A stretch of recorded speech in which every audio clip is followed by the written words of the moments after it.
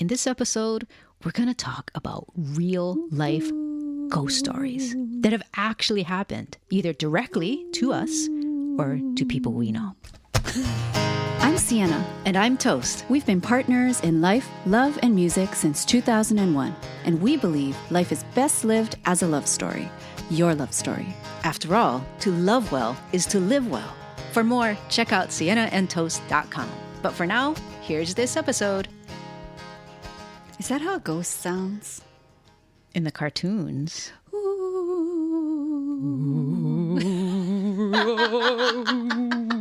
Why do they make them sound like that? Why is it ooh? Why are ghosts saying that?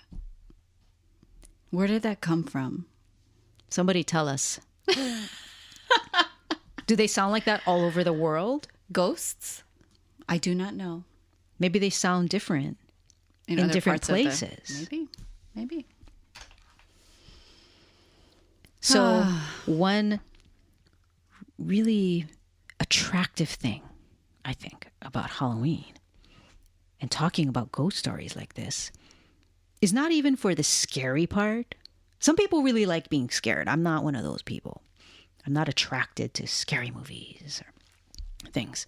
But what does attract me is the acknowledgement that us human beings, especially in the scientific, rational Western mindset, do not know what the heck is going on.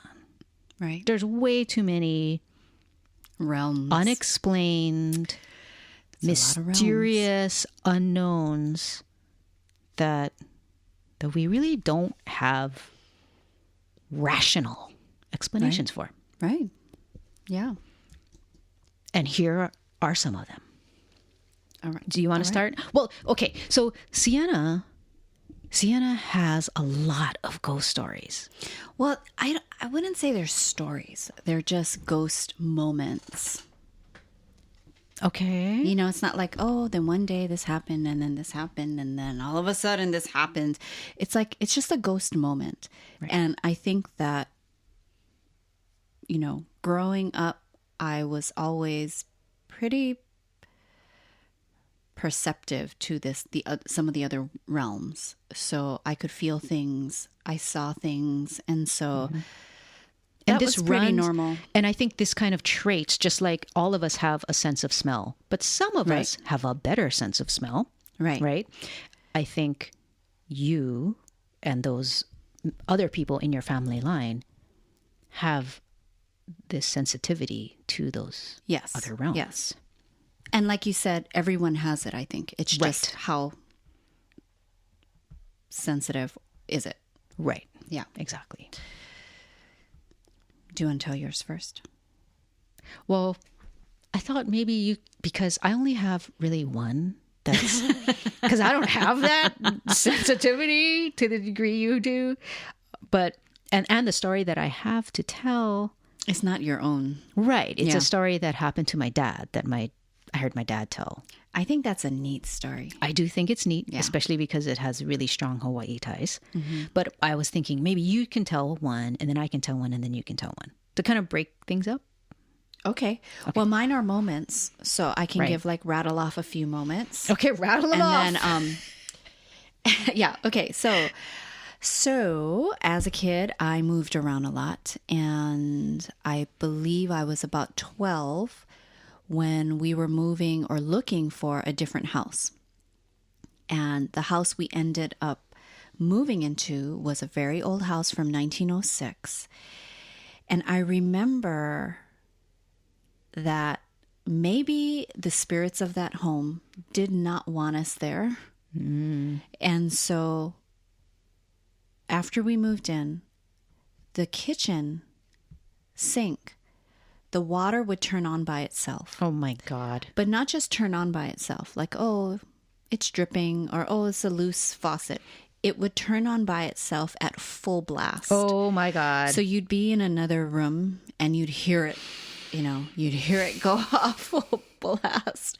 And then other things that happened in that house that became normal is the smell of candles burning, or when you blow them out, you know, That smoke. yes, That's that but not burned like a wax fire kind of smell. right? Burned wax smell. So you would always smell that, and right when you would smell that, then immediately after you knew what was coming, and it would be the scent of roses. Jeez. Strong rose smell. Jeez. Did it happen in a particular room of the house? Not or that one. Anywhere? No. Throughout? The Wow. kitchen, the faucet was the kitchen. Just the kitchen faucet. Yeah, not the bathroom, not all that stuff. Now, when did this stuff start happening? Was it immediately Immediately moving after. in? Yeah, and it was just kind of normalized. And did your family reach out to the previous tenants? No. No, it was just kind of, oh, there's a spirit here. Yes. Yes. But do you think there's several spirits here? Well, do you think that response and that way of dealing with it was because your family has a history of Probably. just, hey, this is normal. Like there are spirits and right. Wow. Yeah, there's spirits there. And then plus it's an older home, right? So, jeez. You know, that's kind of how it is. But also, for your family, I'll just share two more moments that have to do with that house. Okay. I have another moment that is maybe a little bit more like a story, so I'll save that one for after your story. Wait, I'm sorry. I have another question. Yes. So the kitchen faucet would just turn on all of a sudden at full blast. Mm-hmm. And so somebody in the house would have to go down to the kitchen and turn it off. Correct. It wouldn't turn off by itself. It would go on by itself. But it was alarming because that's a loud sound. Well, yeah, that's alarming. Wow. Yeah. So, okay. So that. But also in this house, I remember I came home from school one day. I was talking with my friend on the phone. A regular phone, right? Not my cell phone. Didn't have a cell phone. Yeah, these were the days before cell phones. So I'm talking with her, and then all of a sudden, I'm looking at the hallway entrance, and the hallway leads to the bathroom and 3 other bedrooms, and I see fingers wrapped around the doorway of the entryway to that hallway. God. I see little fingers, and it's lower, you know. Like so as though they belong to a shorter person or a child? Yes. And I'm like, what is that? Oh my God. And then I'm just kind of I'm still talking with my friend, and I'm looking, and then I'm like, oh my God, those are fingers.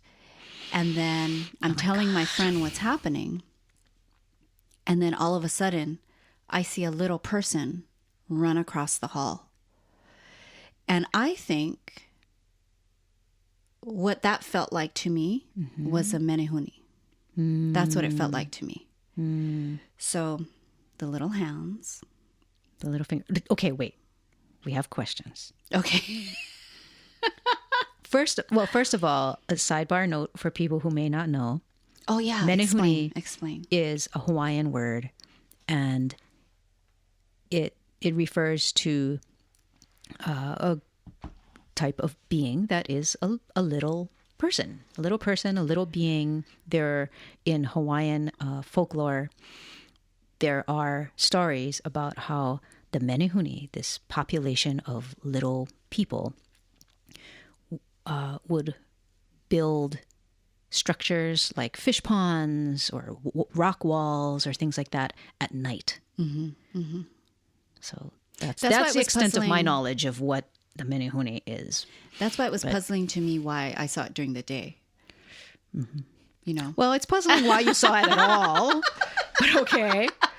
So my question is, was there any sound associated with it? No. But even when it ran across your view into the hallway, was there footstep sounds that you recall? No, I don't remember hearing footstep sounds, but it felt mischievous feeling. Like kind of they were just trying to like not scare me, but be kind of tricky, like be like a little trickster versus like, I'm going to scare you. Okay. Okay.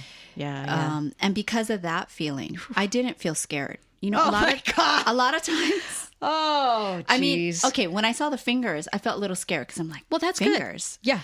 But when I saw it run, I was like, okay, it just felt like a trickster, and I didn't feel scared. Jeez. And I think for me, because it was so normal to see things, I built up a muscle of, is this a positive, not like the little thing was a positive vibration, but is this trying to harm me or not? Yeah, got it. Do I need my shields up or not? Got it. Is this just another being existing in another realm or not? So that's kind of my stance on it. Wow. And then this same hallway, there is, and the bathroom there, yes. Right, Toast? Yep. So the bathroom there, you walk down, when you enter the bathroom, you walk down kind of a longer than necessary hall. And then after you walk down this little hall, then there's a furo on the left. Which is a Japanese tub, a furo. Yes, with sections. It's very organized. And then to the your right, furo that's a fancy one. Is it? Yeah. And then to the right was the toilet and the sink and a mirror. Okay. But the way the mirror is placed in that bathroom, what it reflects is the wall behind the toilet. Right. Okay. Okay. It doesn't reflect down the hallway.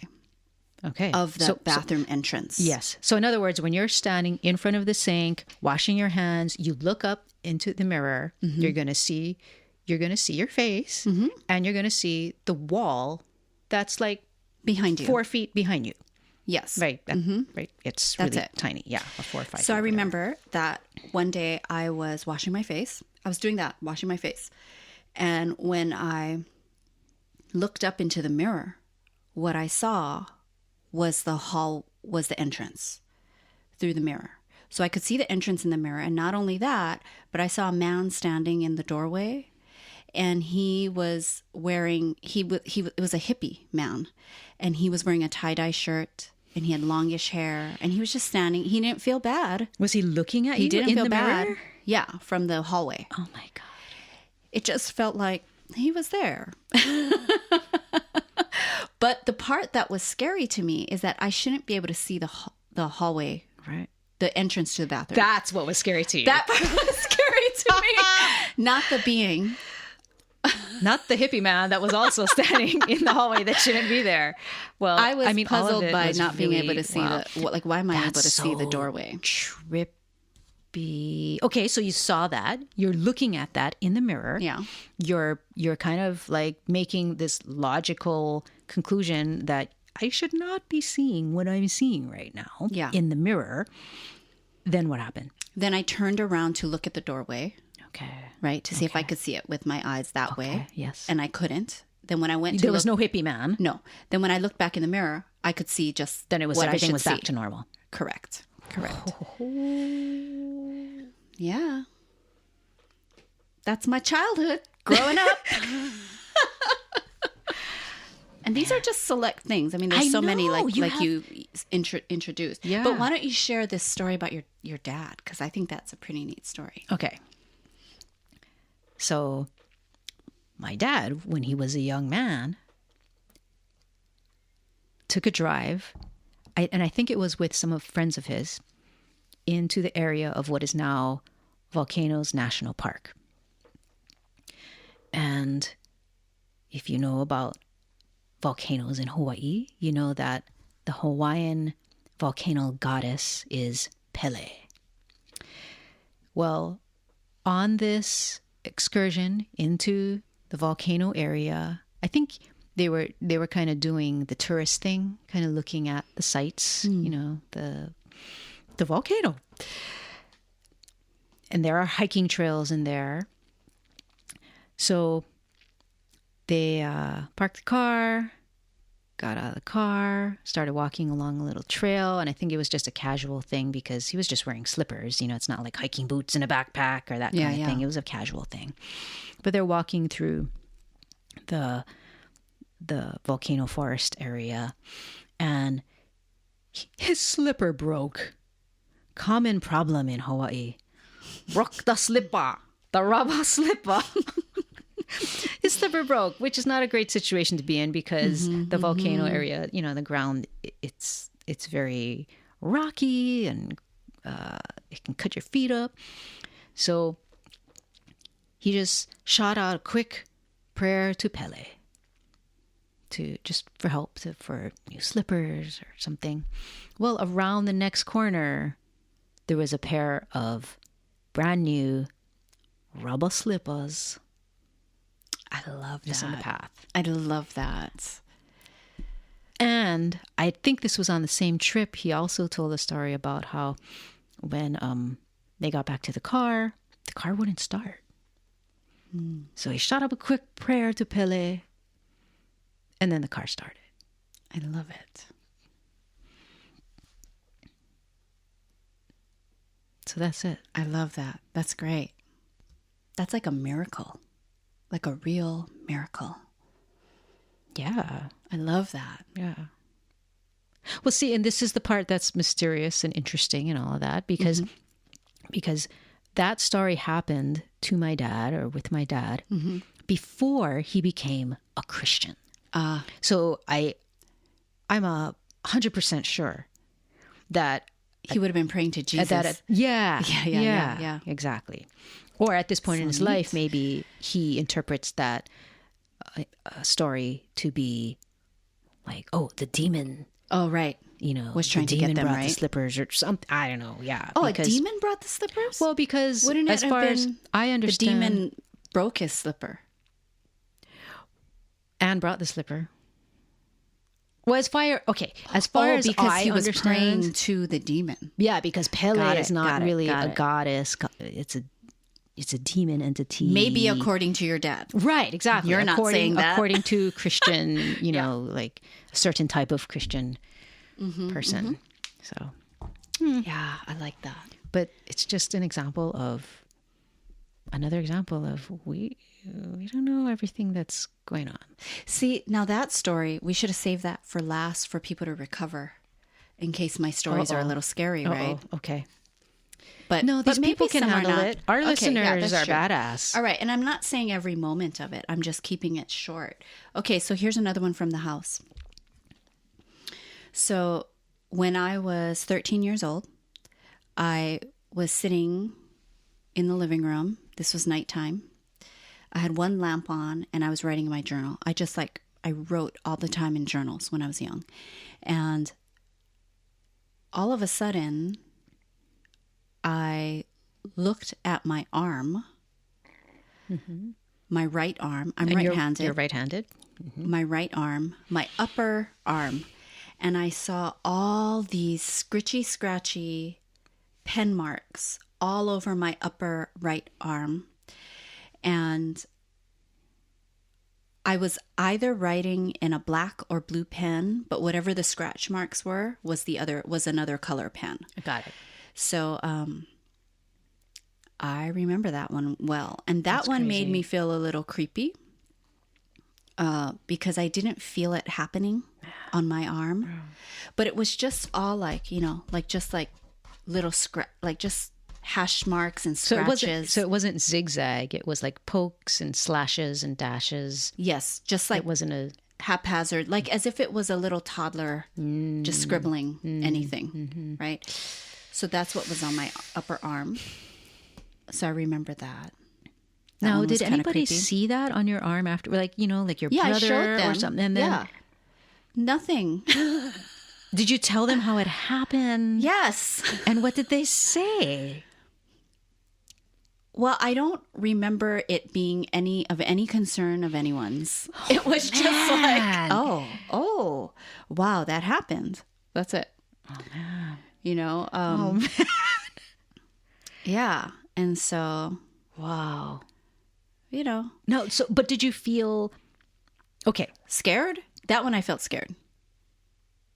Did you feel like you were not being heard by your family members because you were scared and you were like, look what happened, I'm scared, and they were like, well, I think I didn't. I don't think I was saying it like, look at what happened, I'm scared. if they were sensitive enough, they might have known that, oh, she's scared. But I was like, look at what happened.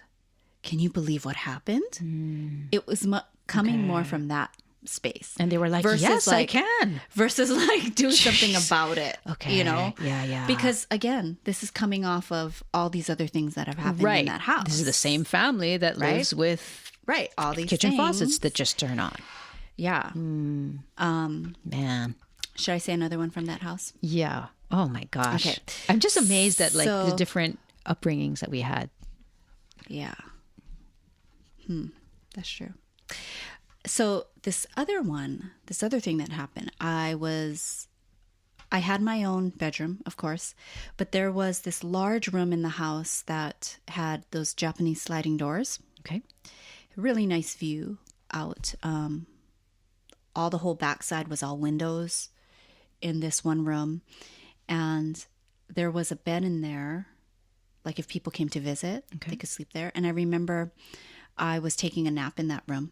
Okay. Instead of in my room because it was cooler because it had all that whole wall of windows. Okay. I was taking a nap and I was facing the wall. And then when I woke up and turned around to face the rest of the room, I remember seeing a man, an African-American man. Okay. Oh, okay. An older man. Okay. Because he had like peppered hair. Mm-hmm. Lying on like a gurney or a hospital bed. Oh my God. Type thing. And he had a wrist, like identification on his wrist. And I remember seeing that and trying to hold my gaze steady because I felt like it was going to go away. Okay.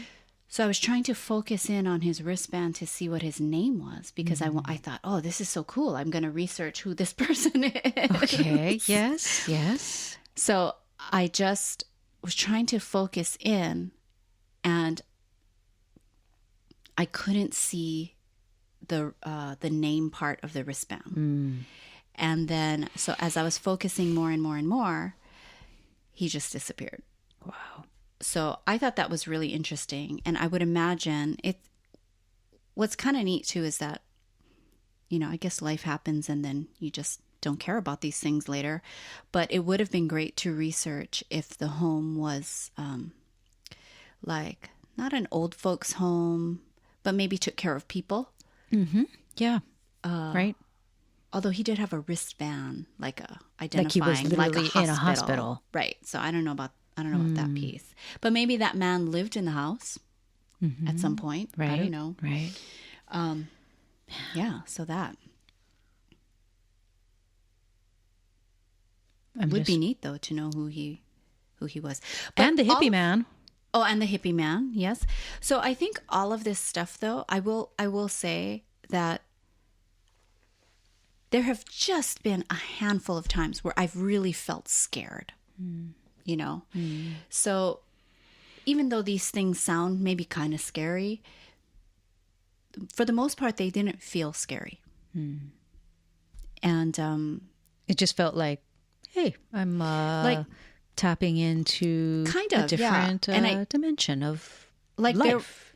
There was a time where, like, something that was really scary to me, which probably, I'll share two really scary things to me, scary to me.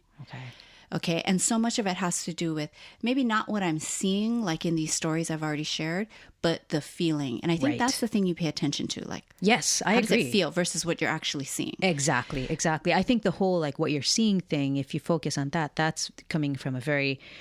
that's a different place. It's like... conventional, scientific, rational kind of thing. Like, what's the data?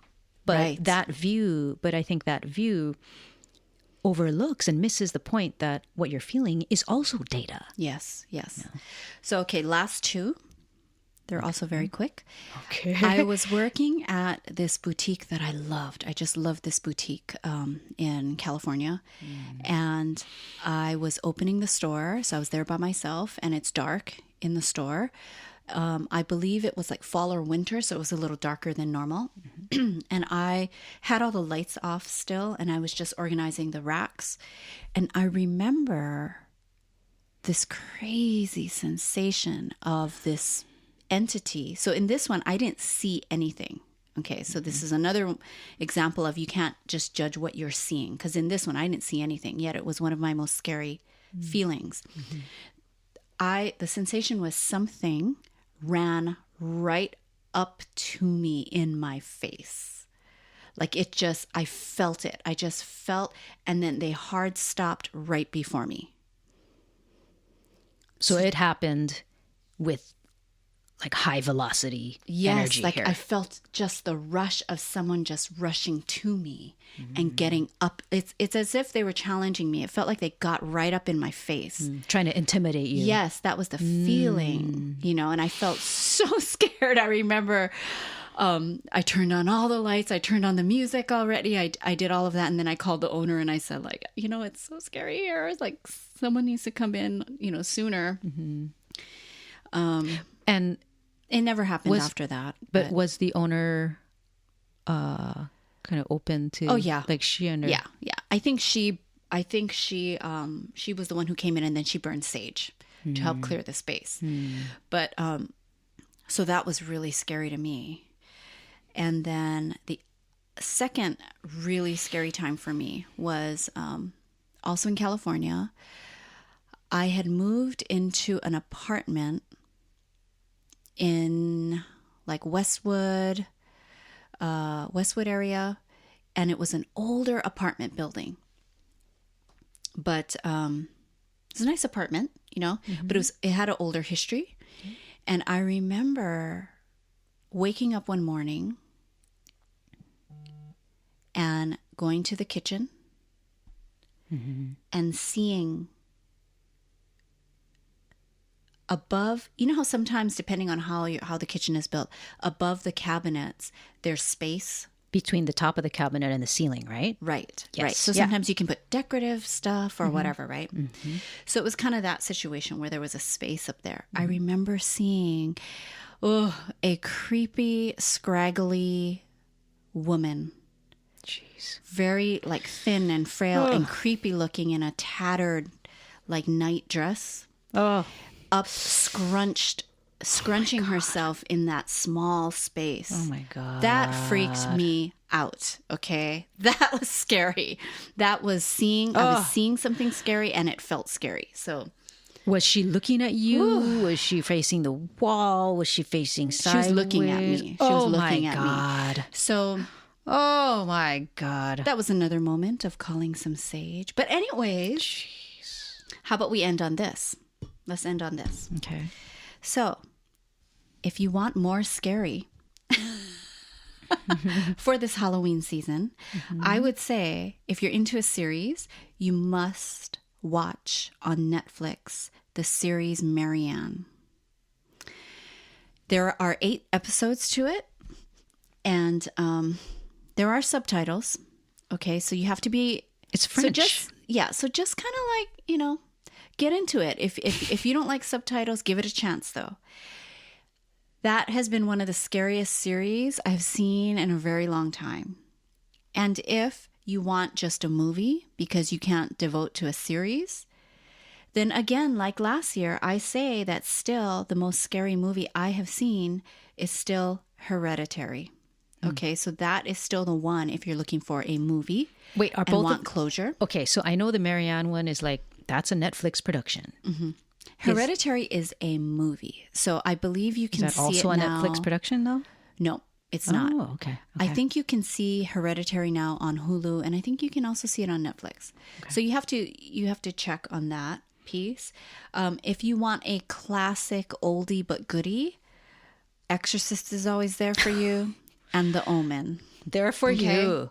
There for you. It's there for you. That's it. Thank you for joining us. Nice, like something nice to like feel good, like ghost singing. Ooh. Happy Halloween. That's the Campbell Soup song. It is? Yeah, that's the Campbell Soup jingle. It is. You have the ear. Anyways. I mean, it's a different key. But anyways. Oh, okay. Oh my gosh, but it's so the same funny. interval. Okay, go ahead. Okay, so reminder, that we have for you a guided experience called the Wake Up yes, Call we of Your do. Soul. If you feel, and if you need a wake up call or not, right, in your soul. So if you feel like you could use that, please go to sienaandtoast.com. You'll see a free resource there. Use it. Do it. Wake up. And do not forget that we're all in this together. We're on this journey together. Yep. And we are so grateful for all of you. It's an honor to be on the journey together with you. Yes. And it's all about progress and not perfection. Yes. So let's keep on keeping on. Okay. So until next time, this is Siena. And this is Toast, inviting you to come on and live your love story.